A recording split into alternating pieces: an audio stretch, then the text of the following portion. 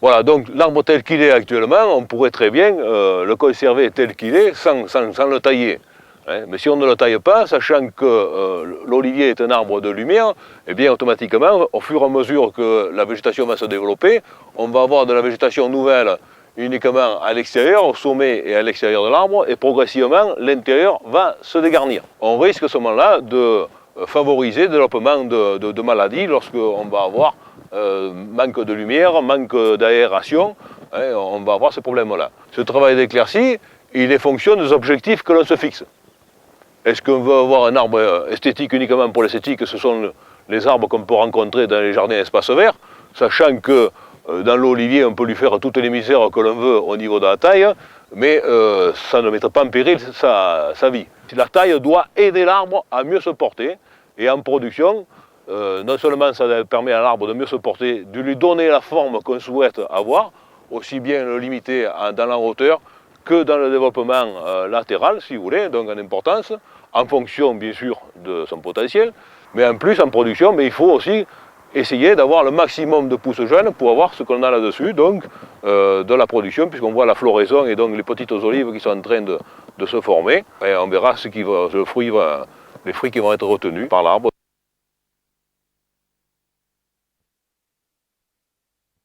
Il y a néanmoins des principes forts à respecter si on ne veut pas que les pousses soient anarchiques. Alors, premier travail, la taille de l'olivier est un travail d'éclaircie. Hein. Donc, on l'a expliqué tout à l'heure, donc lorsque on a vu que c'était trop serré comme ici dedans, la lumière ne passant plus, on a des parties donc, qui se dégarnissent et il n'y a plus de renouvellement. Si on veut qu'il y ait du renouvellement, du bois neuf, il faut que, bien sûr, les branches soient exposées à la lumière. Et ici, donc, on a un repercement là-dessus, et on voit donc très bien que le repercement se fait toujours par-dessus, par le haut, et cherche la lumière ici-dessus. Et donc il faudra trouver un moyen d'éclaircir, de mettre en exposition le bois à la lumière là-dessus. Pour faire entrer la lumière par le haut, automatiquement, eh bien, il faudra là-haut donc garder plutôt les branches donc, qui se monteront. À partir du moment où on a des branches qui montent, si vous voulez, on n'a pas de branches latérales, il faudra dégager pour ne pas faire un parasol. Si on fait un parasol à l'intérieur, ici dedans, on n'aura pas la pénétration de lumière sur les branches qui sont au-dessous. Donc, tout ce qui sera des terminaisons, les prolongements verticaux, on va essayer de garder des prolongements verticaux. Sur les prolongements horizontaux, sur ces arcures ici, eh bien, la lumière, il faudra qu'elle pénètre par-dessus. Hein. Donc, il faudra ici impérativement dégager le dessus, hein, pour que la lumière puisse pénétrer ici-dessus si on veut du renouvellement. Donc là, soit il faudra couper partiellement les branches au-dessus, soit il faudra les supprimer complètement, si l'on veut que ces branches basses, ici en bas, se regarnissent, soient exposées à la lumière pour qu'elles se regarnissent de branches nouvelles. Ensuite, on a un autre principe sur l'olivier, c'est qu'on ne coupera jamais une branche en son milieu. Si une branche gêne ici, par exemple, voilà, on a cette branche là-dessus qui est en train de gêner sur celle-ci, on ne va pas couper la branche ici en son milieu. C'est le principe de la taille de l'olivier.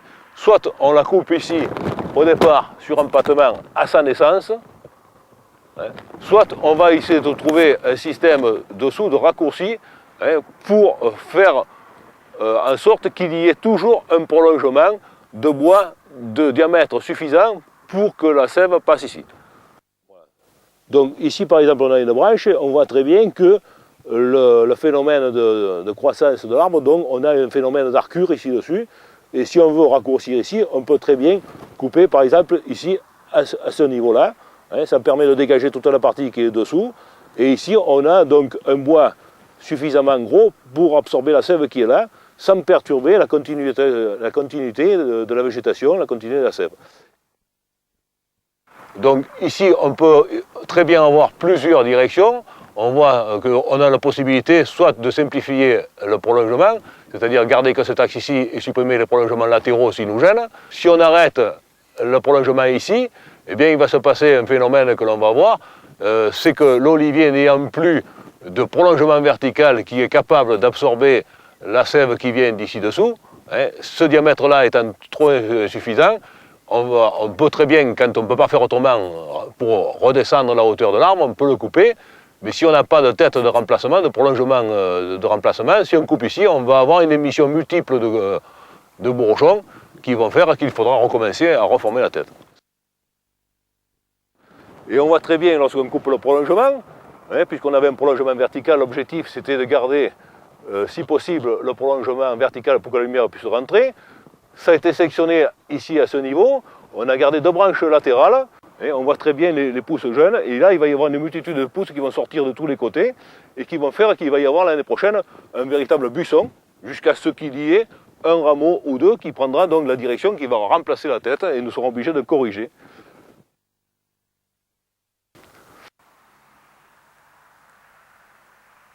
Avant de tailler, il faut bien visualiser la structure de l'arbre. On voit qu'il y a donc un vieux tronc, un gros tronc. Il y a une charpentière ici qui était conservée et qui a été restructurée à cette hauteur-là.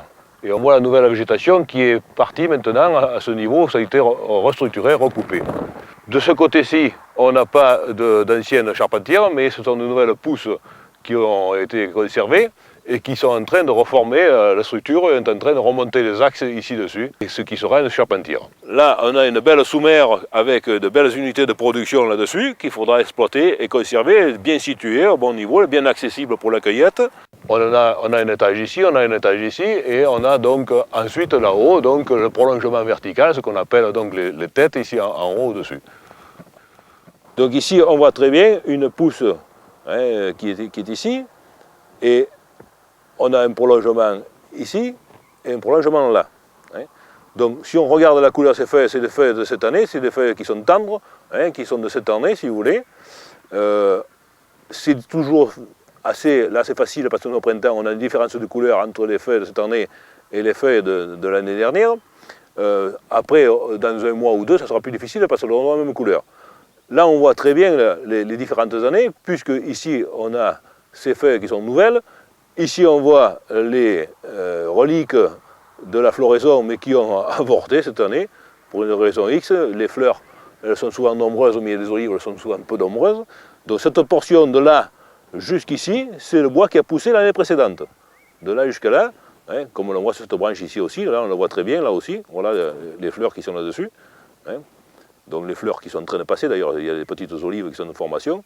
Donc ça veut dire que cette pousse de là jusqu'à là, c'est la pousse de l'an dernier. Et on sait que c'est que les pousses de l'année dernière qui ont fait des fleurs cette année, comme celles-là ici feront des fleurs l'année prochaine. Et ici, on voit cette portion-là, donc ça c'est du bois. Il y a encore des feuilles, elles sont en train de tomber parce qu'il a fait un peu chaud la semaine dernière. Hein, donc ça c'est du bois de l'année avant celle-ci. Hein, c'est-à-dire il y a 2 ans en arrière, ça c'est du bois de 2 ans. Voilà la différence si vous voulez. Et les feuilles qui étaient là-dessus sont en train de tomber, donc 1 an, 2 ans, 3 ans.